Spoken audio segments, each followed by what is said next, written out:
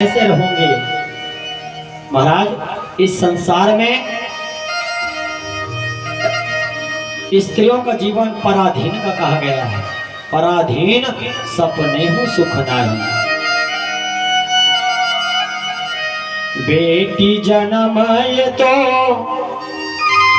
गौ के बरोबर, जहाँ पठोए तहाँ जाए। हाँ, स्त्रियों का जीवन पराधीन का है महाराज। गौ के बराबर कैसे? गौ माता को आप जिधर भी हकार दो, भेज दो, गौ माता चली जाती है। उसी प्रकार बेटी ऐसी है महाराज कि आप जिसके घर में भेज दो वो खुशी खुशी चली जाती है। ना तो बेटी उस घर को देखी है, ना तो जानती है, ना तो परखी है महाराज। इसलिए मैं कहता हूँ महाराज कि लड़का तो भाग्य से होता है। हाँ, लड़का भाग्य से होता है। और भाग्य को 100 गुना कर दो, भाग्य को 100 गुना कर दो। सौभाग्य से लड़की होती है महाराज, याद रखना। सौभाग्य से लड़की होती है। हाँ, शास्त्र में कहा गया है लड़की, एक लड़की जो है तो पहले बोलते हैं कि लड़का को कैसे? लड़का जो है एक कुल को उतारता है महाराज, लेकिन लड़की जो है दोनों कुल को उतारती है। हाँ, इसलिए हर घर में स्त्रियों का पूजन, नारियों का सम्मान अति आवश्यक है महाराज। क्योंकि नारी है तब हम कहीं जाकर के जिंदा है इस पृथ्वी पर। हाँ, और मैं तो कहता हूँ जिसके यहाँ 1 2 3 4 5 अगर लड़के हैं ना तो उसकी तो सौभाग्य की गणना ही नहीं है शास्त्र में। वो तो और बहुत बड़े सौभाग्यशाली है। हाँ महाराज, लड़की के सामने में अगर ससुराल जाती है ना तो लड़की के सामने में आप उनके पिताजी को गाली दे करके बताओ। हाँ, वह स्त्री जो है क्रोधित हो जाती है, कहती है कि मेरे पिताजी के बारे में मत बोलो। क्यों? क्योंकि बेटी जो होती है वो बाप का प्रिय होता है और बेटा जो होता है वो माँ का प्रिय होता है महाराज। इसलिए कहा गया, शास्त्रीय पुराण में कहा गया है कि बेटी की जब विदाई होती है ना तो सबसे ज्यादा बाप रोता है महाराज, माँ कम रोती है, याद रखना। क्यों? क्योंकि बेटी जो है बाप को प्रिय होती है, याद रखना। हाँ, जब बेटी की विदाई होती है तो बाप जो है एक कोने में जा करके रोता रहता है महाराज, इसको कोई संभाल नहीं सकता कि कैसा दिन आ गया। बोले देखो, मैं बचपन से लेकर के उनको पाला बढ़ाया, पढ़ाया लिखाया, संस्कार दिया, और महाराज आज बिना किसी को जाने परखे वो ससुराल जा रही है। महाराज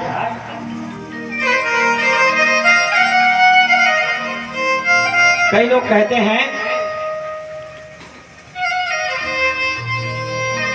जब कपड़ों घर जब नवा मेहमान आते ना, लड़का आते हैं तो हमारे गांव के कार्ड बता था।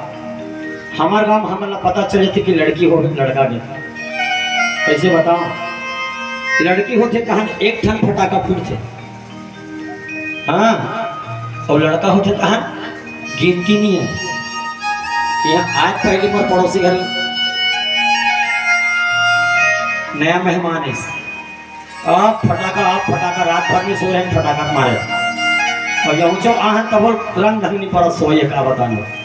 और भाई रोज लाइन बोल 12-1 बजे रहना ना है, रात भर जगह था गला है बैठ के करते हुए चिल्ला ये झंझी। हाँ महाराज, 2 मित्र थे। एक मित्र जो है अपने बड़े मित्र से कहता है कि भाई बहुत दिन बाद मुलाकात हुई, कहाँ जाता है, कहाँ आता है, दिखाई नहीं देता। उनका मित्र कहता है कि भाई मैं क्या बताऊं, मैं बाहर चला गया कमाने। तो एक दूसरा वार्तालाप करते हैं, कहते हैं कि भाई एक बात बताओ, शादी वगैरह हो गई कि नहीं हो गई? हाँ हो गया। और आपका? हाँ मेरा भी हो गया। अच्छा शादी हो गया, तो बाल बच्चे कितने हैं? बोले तो भाई मेरे 5 लड़की है। बोले 5 लड़की है। सामने वाला कहता है कि अच्छा हुआ भैया, मुझे लड़की नहीं दी भगवान ने, मेरे 5 लड़के हैं। बोले तो लड़की वाले मित्र ने कहा भाई एक बात बता, ऐसा क्यों कह रहे हो?